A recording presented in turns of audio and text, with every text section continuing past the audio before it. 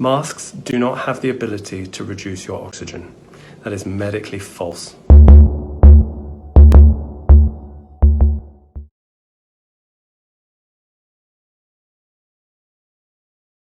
This on my finger records the oxygen saturation of my blood and my heart rate. This top number is the oxygen saturation. Anything between 94 and 100 is completely normal. I have no respiratory conditions, so for me, it sits around 99. The bottom number is my heart rate. Anything above 100 is too fast, and mine is fast because I'm pissed off that I'm having to record this video. Now, I'm going to put a mask on, something that I do routinely, seeing as I work as a surgeon, and I'm going to show you that actually this oxygen saturation number doesn't change. Masks do not have the ability to reduce your oxygen. That is medically false. Stop making stuff up. Stop listening to people who are making stuff up, and stop turning this into a political issue. Masks help protect you and protect others. If you're told to wear them, do so. Stop being selfish.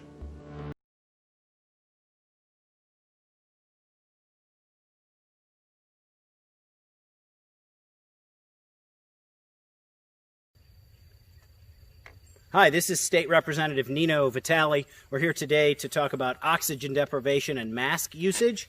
We're out here in the middle of a field in Champaign County. It's a beautiful 70 degrees this evening.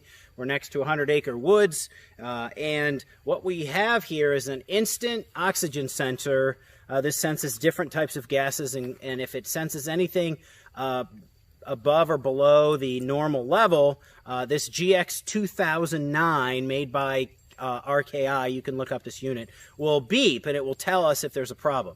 Now, as you can see, 19.5% is what OSHA recommends as safe. Anything below that is considered unsafe.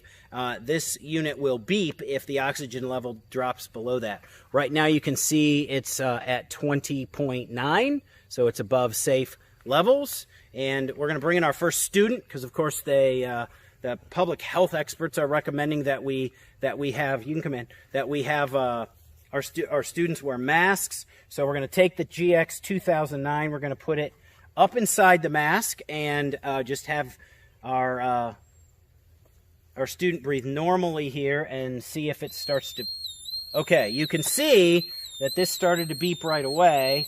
Let me see if I can show the percentage here. 17.1 is what it shows. Let me see if I can get that peak. Okay, there it is. It actually was lower than that at 17.0. So again, 19.5, and you can see how quickly that was. Thank you. We're going to bring in student number 2. Let me clear the peak on this because this does have a memory. So I'm just going to hold the air button here and clear that. Okay, so now you can see our peak is back to 20.9.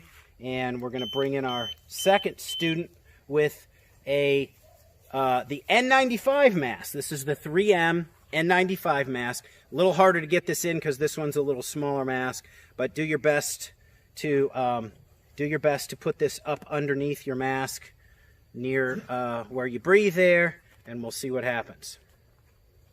Again, oh, okay, there we go.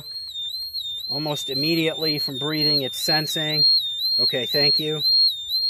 Now let me get to the peak screen where it has the memory on it. Okay, there's the peak of 18.1.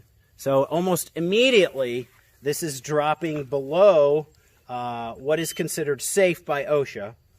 And now we're going to bring in our third mask, our third student with a different type of mask. This is just your standard surgical mask. Okay, I'm sorry, I'm just trying to clear this because I want to make sure everybody knows. So the peak now is 20.9. We're back clear. Let me get back to the reading screen. Okay, now it's in active reading mode at 20.9 as well. And then if you would do the same thing, we're going to have student number 3 here just put it up under his mask and just try to put the mask back as best. Okay. Thank you. All right, and it was showing in the 17s here. I'm going to try to turn the alarm off, go to the peak screen. Okay, that one, 17.6. So as you can see, The 19.5 is what OSHA considers the danger level. And on all three of the tests, we did a straight surgical mask, we did an N95 mask, and we did a very thin mask of the first student. Can you hand me that? I just want to show how thin that mask is. Yeah, the gray one there. That's great. I mean, this is basically, this was the first one. This is very thin material, and it's still trapping and lowering the oxygen level. Again, GX 2009, made by RKI Industries. Anybody can do this test. Almost instantly, the oxygen levels drop below the danger zone. There is no specific evidence to suggest that the wearing of masks by the mass population has any particular benefit. In fact, there's some evidence to suggest the opposite in the misuse or wearing a mask properly or fitting it properly or taking it off and all the other risks that are otherwise associated with that. First of all, unless somebody makes everybody wear masks, the surgical mask that I wear in the operating room does not protect against viral transmission. It's totally permeable to viruses. So it was designed to actually prevent bacteria from contaminating wounds. And quite frankly, we can get into that someday. It doesn't do a very good job of that either. Welcome everyone, I'm Spiro. I have joining me Dr. Andrew Kaufman, and we were just recording for another report on a totally different topic, but this is an important topic as well, and I wanted to get Dr. Andrew Kaufman's take on it while I had him here on the line. And this topic is masks, because right now masks are being mandated all over the country and around the world, and there's a lot of debate concerning the effectiveness of wearing a mask and even the legality of governments forcing people to wear the masks. So, Dr. Kaufman, where do you stand on this mask debate? Do the masks help keep people safe from this deadly virus that we're told is so dangerous and deadly?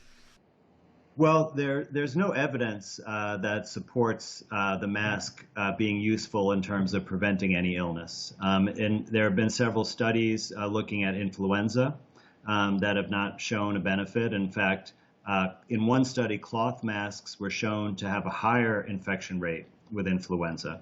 And there are good reasons for that. And, you know, masks have been kind of a pivotal issue for me personally because I was terminated from a job because I was refusing to wear a mask.